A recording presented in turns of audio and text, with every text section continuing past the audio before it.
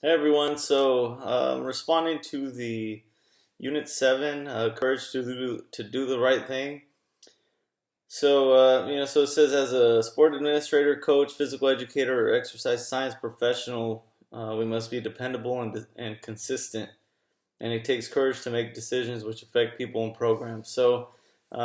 Maybe 4 years ago, I had a student who was showing up late on a consistent basis, and being late and absent was in our policy for possible removal of first removal from the team and or competition, which those are the two big highlights that affects the students and parents as well.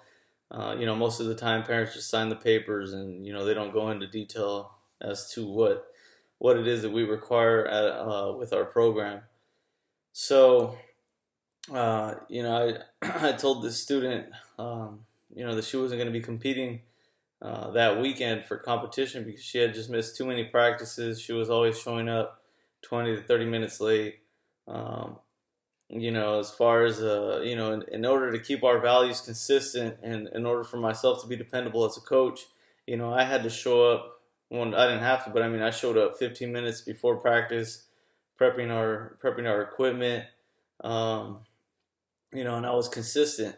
I wasn't just, I wasn't favoring certain individuals. Um, so that day, after practice, well, not after practice, during practice, we hit our running portion of the practice, and then we went to the weight room. So during our weight room session, while I was watching our other students work out, um, this male figure comes in, into the weight room, and I ask him, "Hey, how are you doing? Can I help you?" And he's like, "Oh, my daughter is so and so." And then he gets in my face and starts yelling at me and saying that I'm not fair with how I structure the program and who can compete and who can't compete.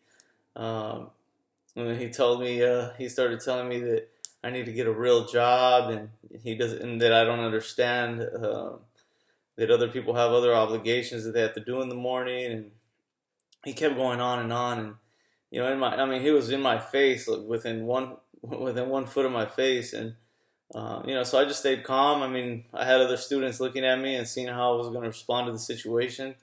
um, so my values kept me, they kept me from making any remarks towards him. I was just calm, and I let him know the situation and what was occurring, and that that he signed our contract policy for the team.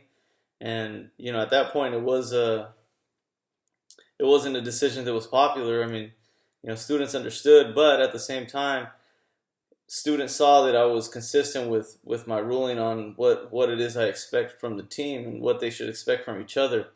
So, that was one situation. Another situation was I had one of my top athletes, my number one guy, 5 years ago, missing practice, showing up, when he pleased. And so I did the same thing with him. I told him, you're not going to be competing this week. That was an unpopular decision at the time.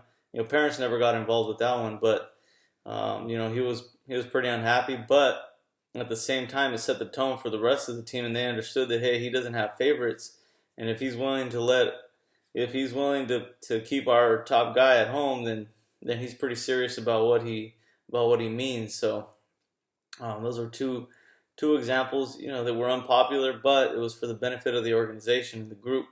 Um, and just keeping consistent with what it is that you're portraying to your students, whether it be attendance, whether it be tardiness, language, whatever it is that you have in your policy. Just be consistent with it and be fair with everybody. It's important to be equal because students always tell me that you know so and so coach lets their sprinters do this or lets their throwers do that. At different programs I've been at, but um, I worry about what's going on with me and the program that I'm running. And when I hear stuff like that, I approach the coaches and I just kind of give them a heads up and say, hey, you got to be fair, and just give them a heads up. That way it prevents issues from coming to their plate before it happens. So the same thing can be applied applied in the classroom. Just being consistent, be fair, give everybody the opportunity to speak, listen to what people have to say, and I think that's where the faith comes in. Just relying on your own spiritual guidance as to what the right and wrong decisions are, and look towards the future. How will my decision affect what's going to happen 2 weeks from now? If I have people showing up late to practice and I allow them to race or I allow them to compete in that certain sport, then the next person that comes in or the next freshman that comes in is going to do the same thing, or they're going to assume that it's okay. So always look to the future and how your decision affects what's going to happen later. And the faith comes in is, if you need a day to sleep on it, you can go home and think about it.